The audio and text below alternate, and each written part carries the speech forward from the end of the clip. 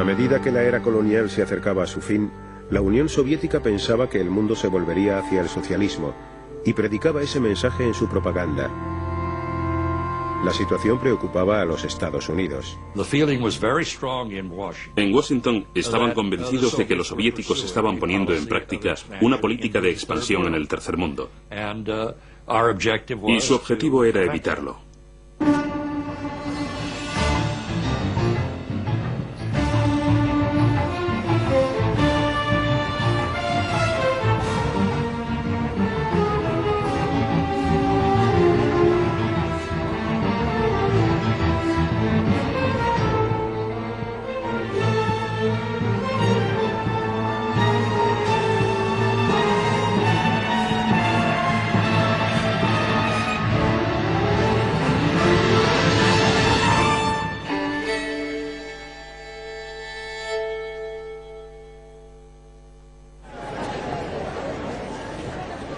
Nikita Khrushchev y Gamal Abdel Nasser cambian el rostro de Egipto.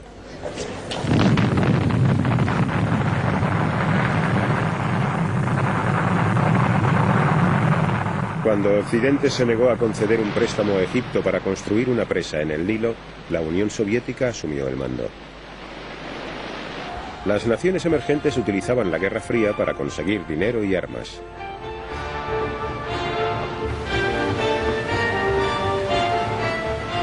El mundo desarrollado podía proporcionarles lo que deseaban.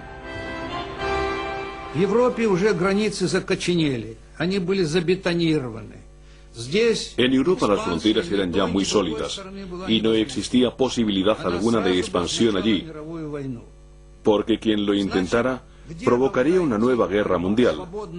¿Dónde podía tener lugar entonces la cacería? Lo diré francamente, en los lugares donde aún había presas. Esa zona era el tercer mundo y ninguno de los dos bandos quería dejar pasar una oportunidad. En el Cuerno de África, la Unión Soviética respaldaba a dos regímenes opuestos y rivales. Para Estados Unidos, esta era la prueba de la expansión soviética. En Angola estaban desembarcando miles de cubanos para combatir a las tropas respaldadas por los Estados Unidos.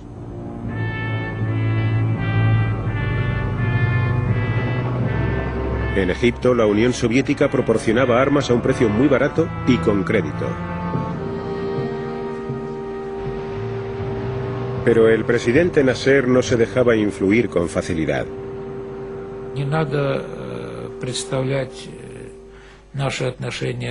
No se debe pensar que nuestra relación con Nasser era como una relación de siervo y señor. Nasser siempre hizo su propia política.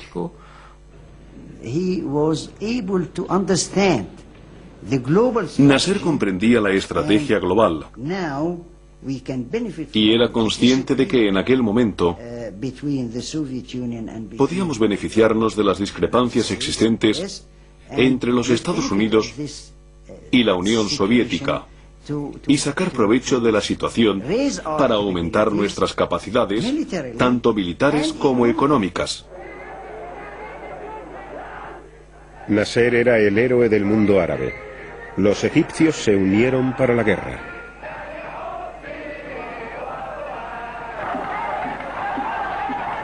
Nasser y los estados árabes querían destruir Israel. No era el caso de Moscú. En 1948 la Unión Soviética había prestado su apoyo a la creación del Estado de Israel en tierras árabes. En 1967 los 2,5 millones de judíos que vivían en Israel vieron cómo les rodeaban 90 millones de árabes hostiles. Israel se sentía inseguro. La amenaza egipcia cada vez era más intensa. Israel contaba con el respaldo político de los Estados Unidos, pero no con sus armas. ¿Conseguiría Israel el apoyo de los Estados Unidos en caso de un ataque sorpresa? El presidente Johnson nos pidió que lleváramos al ministro de Asuntos Exteriores a las dependencias privadas de la Casa Blanca. Y hablando en plata, lo que intentamos fue apabullarle. O en términos más educados,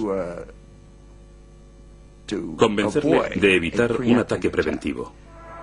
Al principio pensamos que lo habíamos conseguido.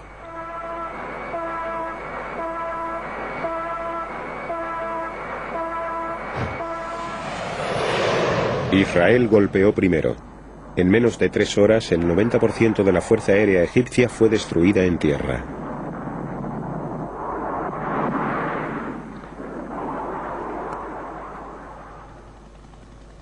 Los israelíes tomaron la zona este de Jerusalén. Los judíos pudieron rezar de nuevo en el Muro de las Lamentaciones. Los israelíes siguieron adelante y en solo 6 días derrotaron a los ejércitos de Egipto, Siria y Jordania. El mapa de Oriente Medio sufrió algunas modificaciones. Israel había triplicado su territorio. En la competición de la Guerra Fría entre Rusia y los Estados Unidos en Oriente Medio, Israel pasó a ser automáticamente un aliado de los occidentales, y a partir de la Guerra de los 6 días un aliado en una posición estratégica muy ventajosa. Estados Unidos se convirtió en el principal proveedor de armas para Israel. En los territorios ocupados, 1 millón de árabes cayeron bajo dominio israelí. Fue un golpe devastador para la moral árabe. Los soviéticos evaluaron los costes.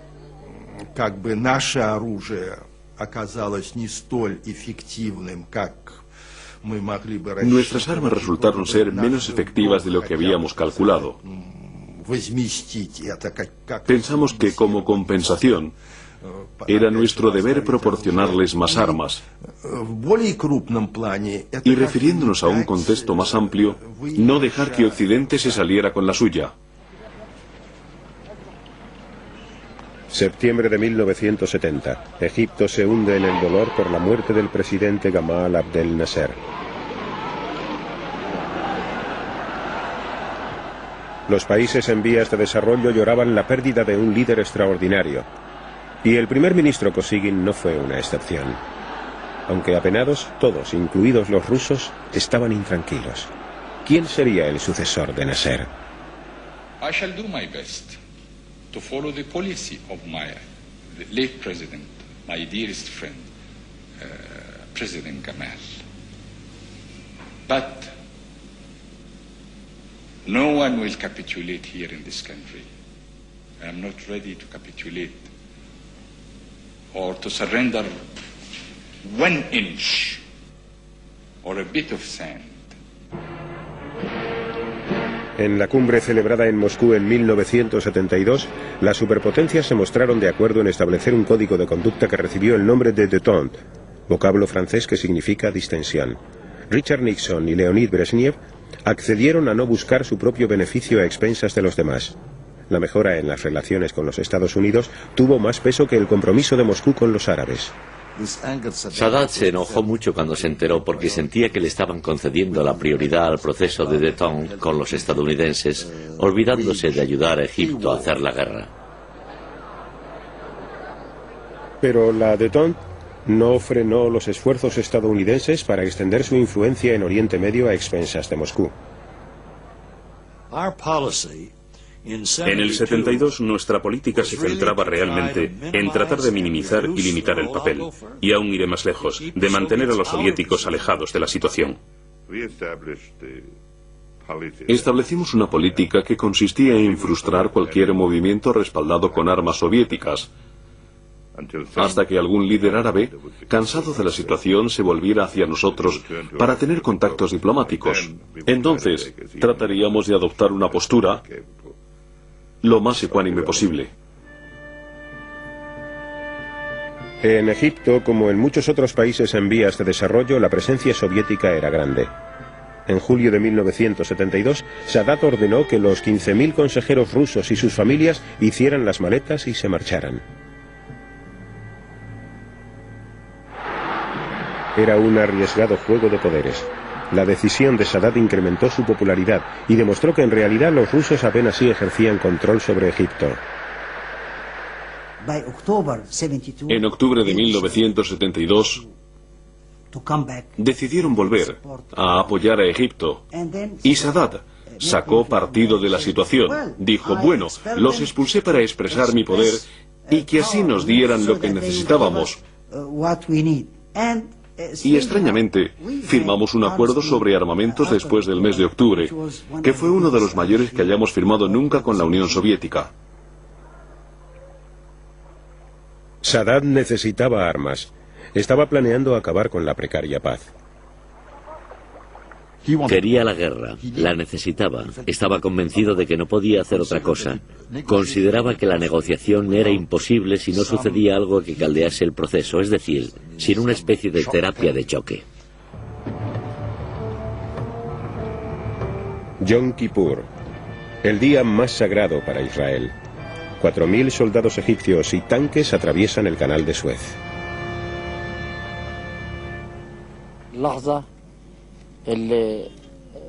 Llevaba 5 años esperando ese momento, el momento de cruzar el canal de Suez.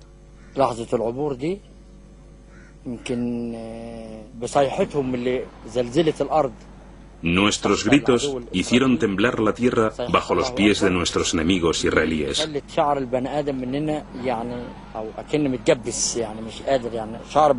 Al grito de Dios es grande, a todos se nos puso la carne de gallina.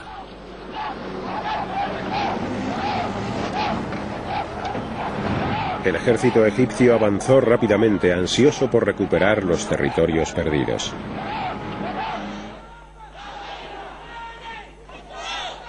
Los judíos estadounidenses exigieron ayuda inmediata para Israel. Washington se encontraba ante un gran dilema. Si decidía abastecer a su aliado Israel, corría el riesgo de sacrificar la buena voluntad de los países árabes. El Departamento de Estado respondió con evasivas. Existían problemas para decidir si podíamos contar con medios de transporte. Y el Pentágono sugirió que se contratara transporte privado. Nos decepcionó mucho y a la vez nos enojó que los suministros llegaran tan despacio y solo en aviones El Al. El convoy aéreo se retrasaba constantemente. Los egipcios siguieron con sus ataques aéreos. Los Estados Unidos comenzaron a darse cuenta de que nuestra situación era muy grave, cuando de repente cambiamos nuestro tono típicamente despreocupado, propio de la autoconfianza israelí, por un informe en el que dejábamos ver que esta situación estaba acabando con nosotros.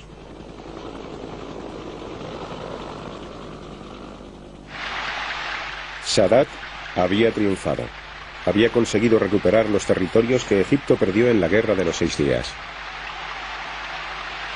Pero los rusos presentían que se avecinaba un desastre. Por ello instaron a Sadat a aceptar un alto el fuego. Un alto el fuego nos beneficiaría a todos, y de lo contrario se vería obligado a retirarse. Pero Sadat no nos escuchó.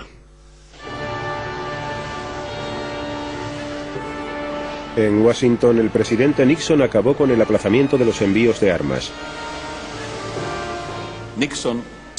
Cuando a Nixon le presentaron la posibilidad de enviar 2 o 3 aviones estadounidenses, dijo: enviemos muchos más, porque de todos modos nos van a criticar hagamos lo que hagamos.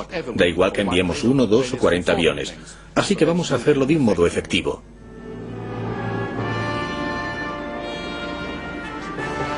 El puente aéreo situó a la mayor potencia del mundo públicamente de parte de Israel. Ahora eran los aliados de Moscú los que sufrían una derrota.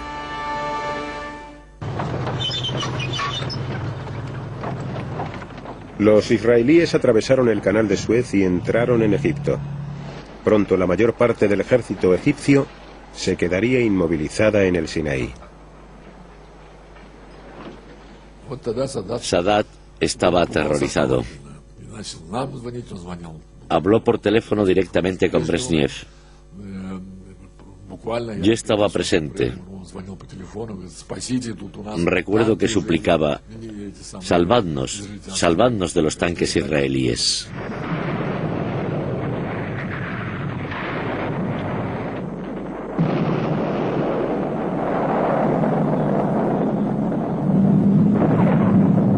Los egipcios estaban aislados en el desierto, habían sido derrotados. Moscú pidió un alto el fuego. Se dieron cuenta de que cuanto mayor fuera la victoria militar de los israelíes, mayor sería también la derrota de los suministros soviéticos. Además, el triunfo israelí ocasionaría un debilitamiento general de la posición soviética en toda la región. Los soviéticos y Henry Kissinger llegaron rápidamente a un acuerdo sobre las propuestas de alto el fuego. Kissinger llegó a Israel para darles la noticia. Había llegado el momento de comprobar la capacidad de las superpotencias de dominar a sus aliados. Se había comprometido sin pensarlo demasiado con algunos de nuestros dirigentes, especialmente con Golda Meir, nuestra primer ministro. Y cuando aterrizó dijo: me van a castigar por esto. Israel aún no quería dar por terminada la guerra.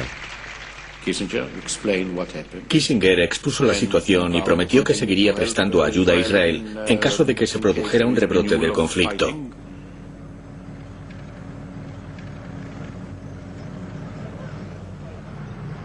Con la complicidad estadounidense, Israel intensificó sus ofensivas. Los soviéticos estaban indignados.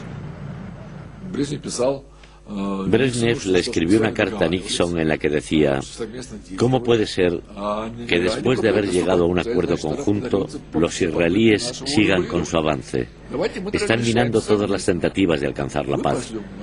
Nosotros les sugerimos que se enviaran tropas estadounidenses y soviéticas a Oriente Medio para obligar a Israel a aceptar el alto el fuego.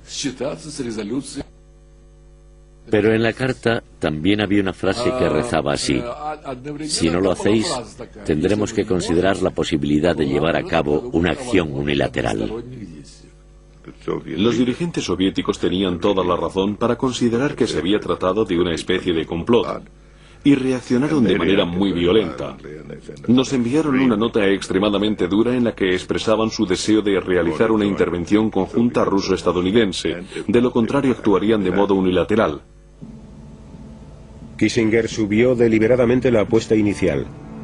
Decidido a impedir cualquier intervención soviética en Oriente Medio, colocó las fuerzas nucleares en alerta máxima.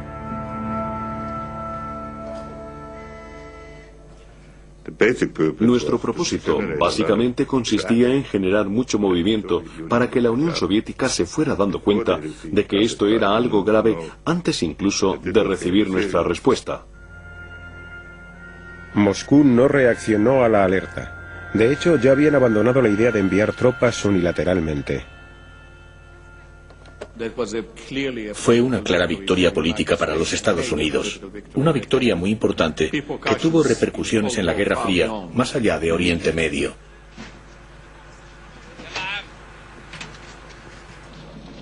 Presionado por Estados Unidos, Israel consintió en que se hiciera llegar agua al ejército egipcio atrapado en el desierto. Kissinger quería un Egipto derrotado, pero no destruido.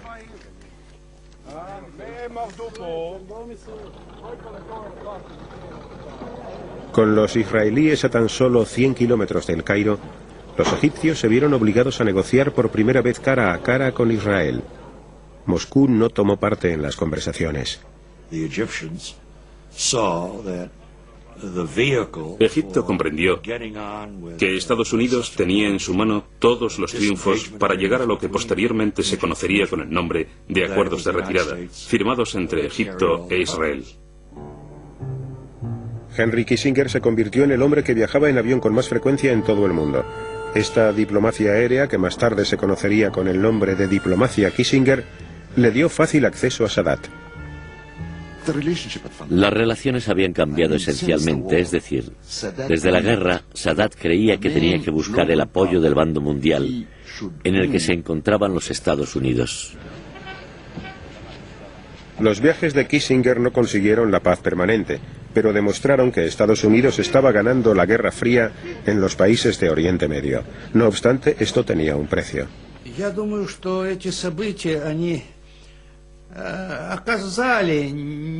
Estos acontecimientos afectaron negativamente al proceso de distensión e intensificaron la desconfianza de la Unión Soviética hacia los Estados Unidos.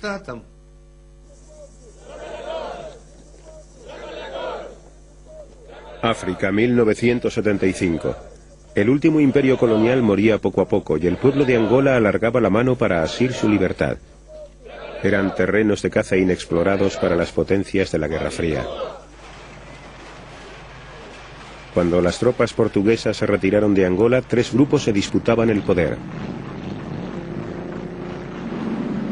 Esta situación despertó los temores de Estados Unidos.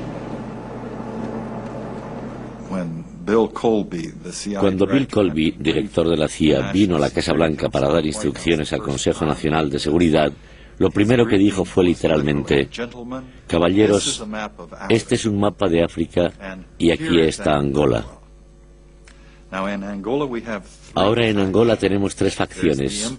Está el MPLA, que son los chicos malos, luego está el FNLA, que son los buenos, y por último están Jonas Savimbi y UNITA, pero aún no los conocemos muy bien. Y esa fue la pequeña introducción para el Consejo Nacional de Seguridad.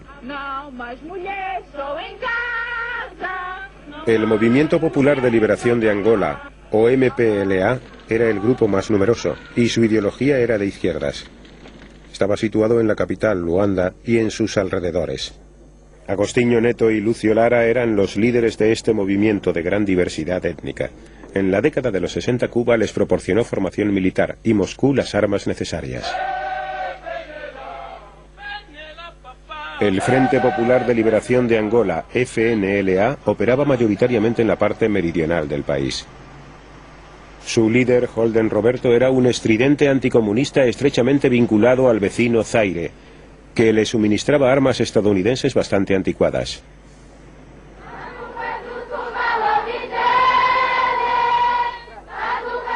La Unión Nacional para la Independencia Total de Angola, UNITA, movimiento liderado por Jonas Savimbi, tenía su base en el sur de Angola. Savimbi, líder carismático, decidió que el respaldo estadounidense era la clave para acceder al poder.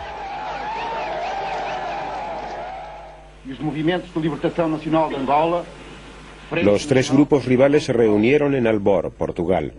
Allí llegaron a un acuerdo sobre la independencia y las elecciones. Los Estados Unidos se negaron rotundamente. Nosotros encontramos la solución. La CIA, sin la aprobación del Consejo Nacional de Seguridad, entregó $300.000 a Holden Roberto y le ordenó que enviara a su gente al norte de Angola. No nos preocupaba recibir ayuda estadounidense. Sabíamos que la Unión Soviética apoyaba al MPLA y no teníamos la posibilidad de contrarrestar eso. El dinero estadounidense que les llegaba secretamente a través del Zaire sirvió para pagar la guerra de Roberto contra el MPLA. Su facción era siempre la más sangrienta y violenta. Atacaron y asesinaron sin perder un minuto a 15 activistas políticos del MPLA y a partir de ese momento todo estuvo decidido. El destino de Angola estaba escrito con sangre.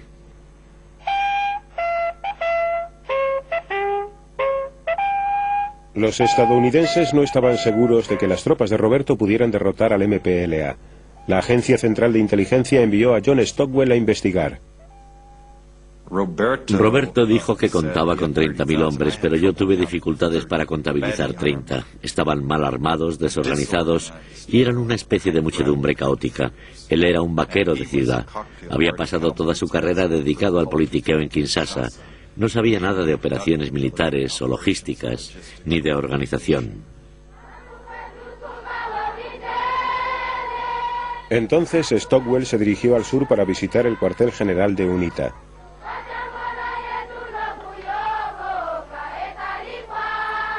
Allí se reunió con su líder, Jonas Savimbi.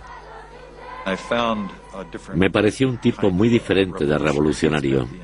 Había pasado toda su vida, 20 años en Angola, y había llegado a liderar la guerrilla luchando él mismo. Whatever the consequences, whatever the results, we will continue to fight because we don't want to be slaves of Russia in Angola, in our own country. Estados Unidos respaldaba ahora 2 de los 3 movimientos independentistas. Washington descartó intervenir en Angola con tropas estadounidenses. En lugar de eso, se volvió en secreto hacia África del Sur. Los Estados Unidos solicitaron nuestra asistencia a un nivel muy elevado. O mejor dicho, solicitaron que Sudáfrica ayudara a la UNITA.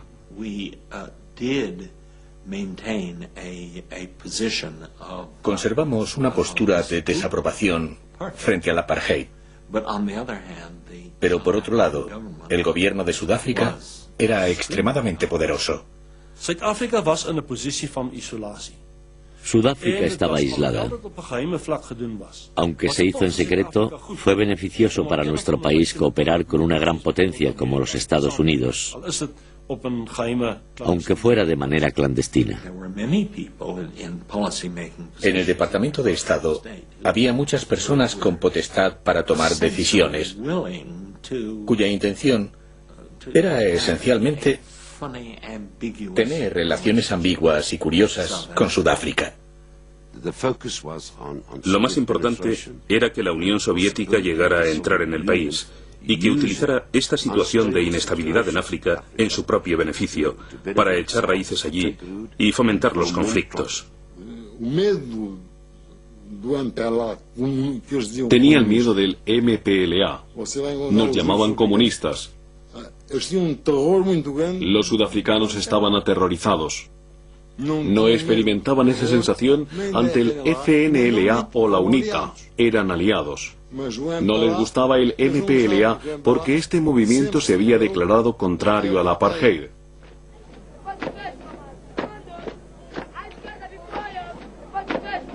En Luanda el MPLA comenzó a organizar desfiles, pero estaba perdiendo el control en las zonas rurales. Estábamos solos, mal equipados, mal entrenados y carecíamos de armas. Pedimos ayuda a los cubanos para poder resistir a esa agresión. Encantado de poder mostrar su liderazgo en el mundo desarrollado, Cuba envió 400 instructores militares a Luanda, pero sin consultar a Moscú.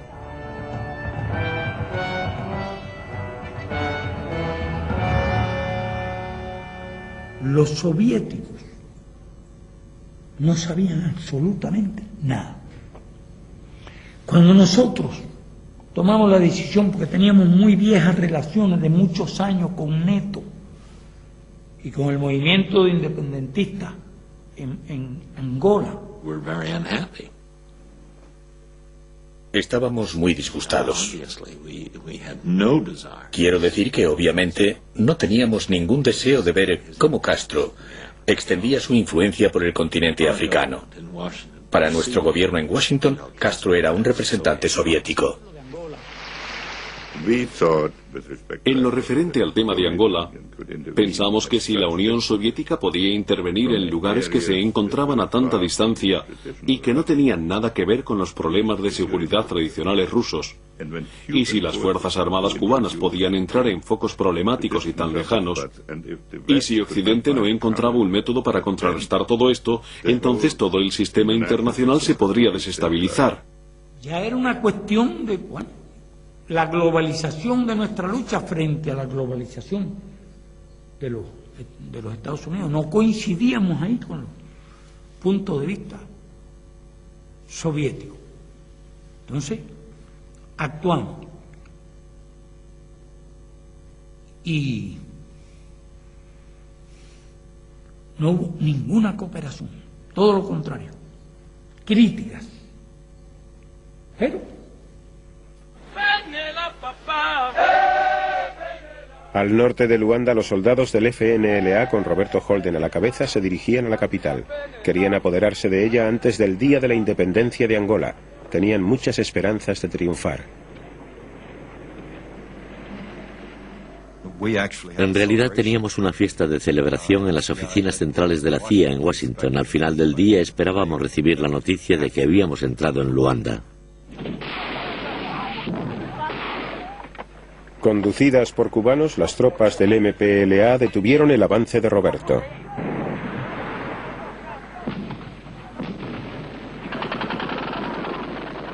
En medio del valle comenzaron a aterrizar unos 2000 cohetes de 122 milímetros y nosotros no teníamos nada con qué responderles, por lo que nuestras fuerzas se dispersaron y emprendieron la huida. Las fuerzas militares del FNLA habían sufrido grandes daños. El aliado de los Estados Unidos estaba en apuros. Ahora, el MPLA se enfrentaba a un desafío aún mayor. En octubre de 1975, los soldados sudafricanos invadieron Angola. Desde sus bases en Namibia acudieron al encuentro de las divisiones de la UNITA. Avanzábamos aproximadamente una media de 80 kilómetros diarios. Por aquella época mis soldados ya lo hacían muy bien. Se sentían más cómodos allí y ya habían salido de los vehículos y marchaban en formación de asalto. Mandaríamos al diablo a esa gente y entonces tendrían que coger sus cosas y marcharse, porque no nos esperaban. Los sudafricanos estaban prestando ayuda a la UNITA y Zaire apoyaba al FNLA. Por lo tanto, era justo que el MPLA pidiera ayuda a los cubanos en su lucha contra las invasiones.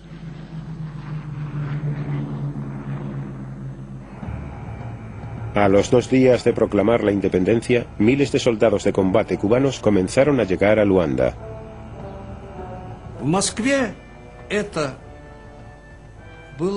En Moscú la noticia se recibió con entusiasmo. Solo cuando los cubanos entraron en el conflicto nos involucramos nosotros también, porque los cubanos, a su vez, nos pidieron ayuda a nosotros. Querían armas y provisiones, y empezamos a enviar mercancías a Angola rápidamente, aunque no entraba en nuestros planes entrar en ese país.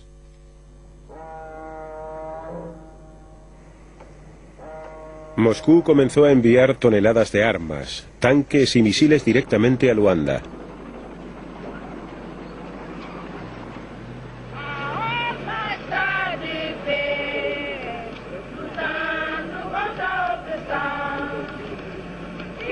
Mientras el MPLA ensayaba para el día de la independencia, aún se libraban batallas a pocos kilómetros de la capital.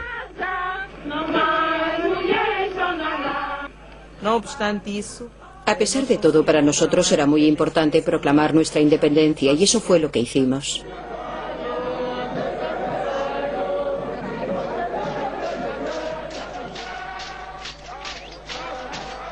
El MPLA celebró la independencia de Angola en Luanda.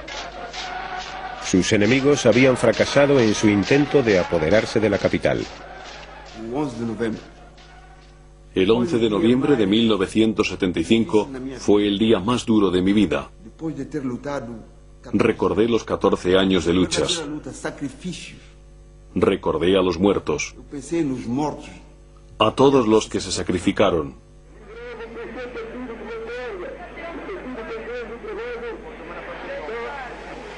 Agostinho Neto da la bienvenida al embajador soviético. La Unión Soviética, Cuba y la mayor parte de África reconocieron al MPLA como el gobierno de Angola. Su lucha contra las tropas sudafricanas le dio al MPLA la credibilidad política que necesitaba. Al sur de Luanda, los cubanos se preparaban para detener de una vez por todas el avance de los soldados sudafricanos.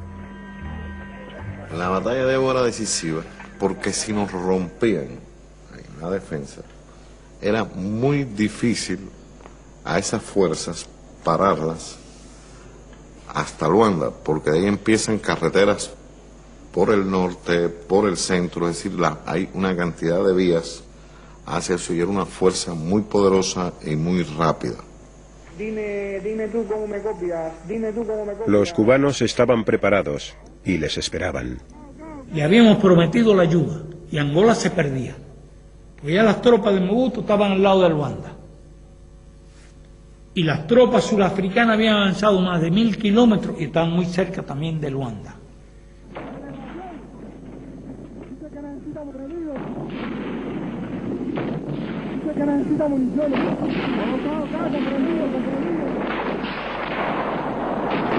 Los soldados cubanos y los del MPLA superaban en armas a los sudafricanos. El resultado de los disparos fue terrible. Solo veía la sangre que goteaba de esos camiones y no resultó muy agradable. Luego fui a investigar, y la primera vez que uno ve que sus propios soldados están... no resultó nada agradable. Lo dejaron todo allí, en el terreno, hombres, vehículos y armas. Fue una gran victoria sobre los sudafricanos.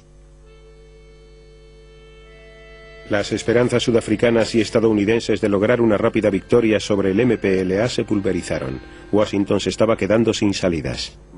Justo después de la guerra de Vietnam, ni el pueblo estadounidense, ni el Congreso, ni los medios de comunicación estaban dispuestos a aceptar que los Estados Unidos volviera a enviar sus fuerzas para controlar el futuro de un país que a ninguno de nosotros le importaba lo más mínimo.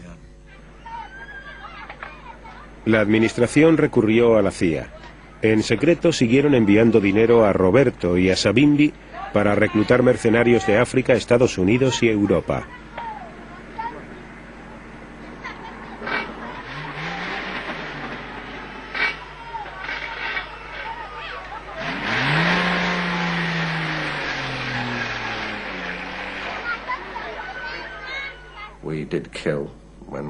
Llegamos a matar incluso cuando no había una razón específica para hacerlo.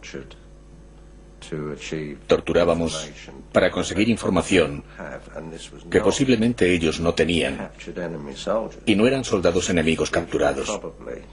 Lo más seguro es que solo fueran civiles de los alrededores. Toda la unidad se impregnó de esta atmósfera. Solo éramos un grupo perdido de bandidos, con un líder muy peligroso y pocos compañeros.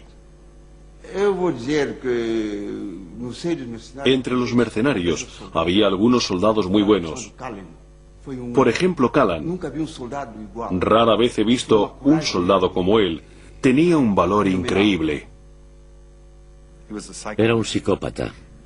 Y además estaba completamente loco, igual que algunos hombres que le acompañaban. El MPLA capturó a 13 mercenarios y les sometió a juicio. Callan y otros 3 fueron ejecutados. La CIA aún estaba en activo.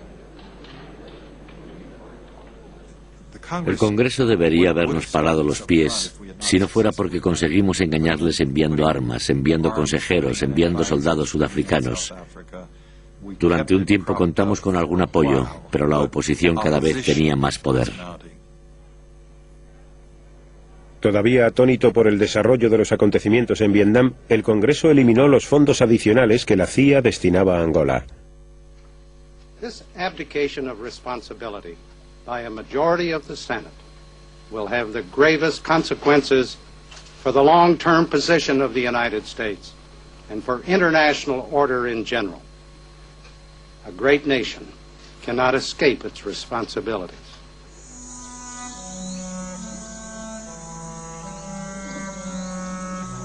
En Angola, Estados Unidos ansiaba la victoria, pero en realidad los odios cada vez eran mayores.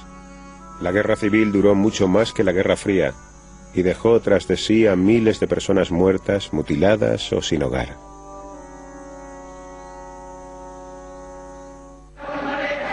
En 1977, las grandes potencias centraron su atención en el Cuerno de África.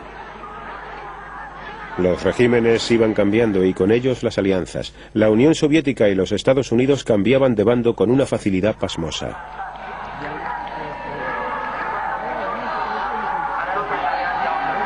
En Etiopía, el emperador había sido derrocado y reemplazado por marxistas. Moscú tenía un nuevo aliado, el coronel Mengistu Haile Mariam. የወዛደሩን አሸናፊነትና ኃያልነት ሜይዴይ በብሔራዊ ደረጃ እንዲከበር ጥር 2 ቀን Cuando los soviéticos se trasladaron a Etiopía para ayudar al dictador comunista Haile Mariam Mengistu, Pensé que la estabilidad de África corría un grave peligro. En aquel momento los soviéticos proclamaban una y otra vez que las etapas de la historia se inclinaban a favor de la Unión Soviética. Este país pronto nos adelantaría en lo que a resultados económicos se refiere. La Unión Soviética estaba adquiriendo ventajas estratégicas, estaba en la cresta de la ola de las llamadas luchas para la liberación nacional. El nuevo régimen de Etiopía le dio la espalda a Estados Unidos.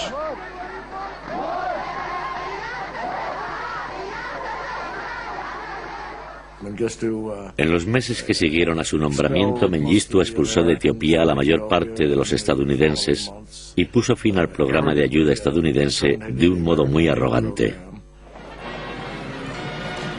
La vecina Somalia había sido un aliado soviético durante muchos años. De hecho, su ejército estaba equipado con armas soviéticas. Pero ahora que Moscú también estaba vinculado a Etiopía, los somalíes se plantearon la posibilidad de volverse hacia Washington. Tenían muy pocas posibilidades de conseguir el apoyo total de los Estados Unidos. Pero sabían que si trataban de presentarse como antisoviéticos, tendrían más oportunidades. Los somalíes desoyeron los consejos de su aliado soviético y se prepararon para una guerra contra Etiopía. Pero el presidente Carter rechazó su petición de armas estadounidenses.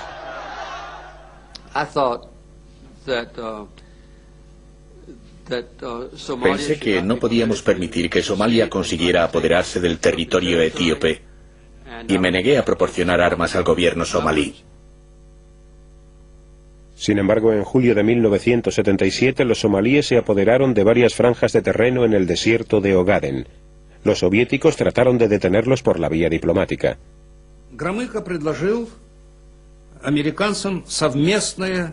Gromyko sugirió que los Estados Unidos también mediaran en el conflicto.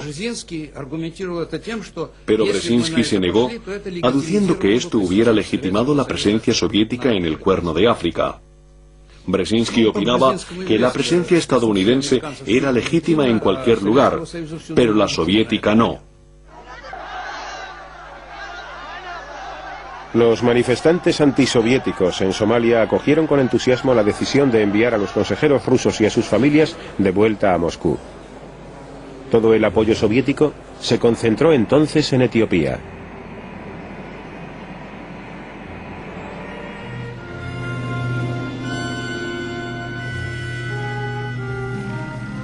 La Unión Soviética comenzó a enviar armas y también 15.000 soldados para combatir en Etiopía.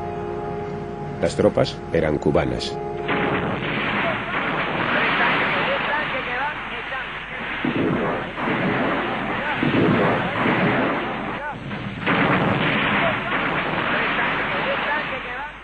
Es la única operación que hicimos de común acuerdo los soviéticos y nosotros. Ninguna operación en América Latina. Al contrario.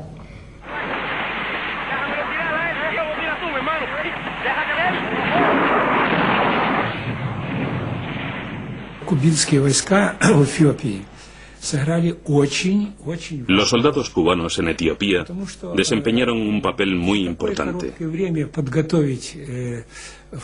Los etíopes no podrían haber proporcionado la organización militar para acabar con las divisiones somalíes en un periodo de tiempo tan corto, incluso contando con nuestra ayuda.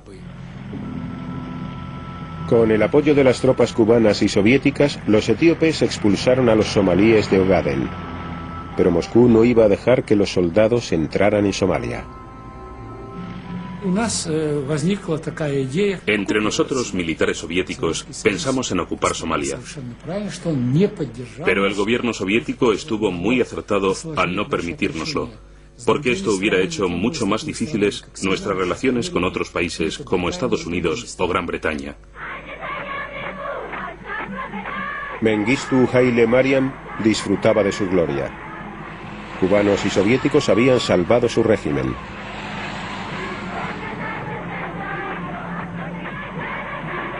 En Washington algunos vieron la victoria como una prueba de que los soviéticos estaban abusando de la política de détente.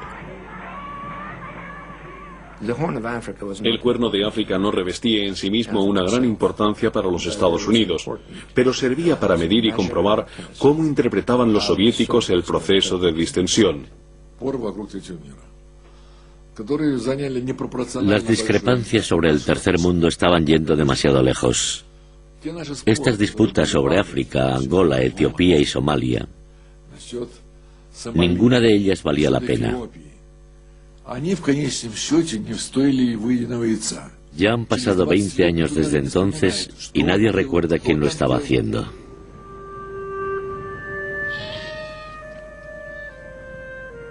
En su lucha por obtener triunfos en la Guerra Fría, las superpotencias iniciaron una carrera de armamentos en los países en vías de desarrollo. Sus solemnes promesas de limitar las armas se las llevó el viento.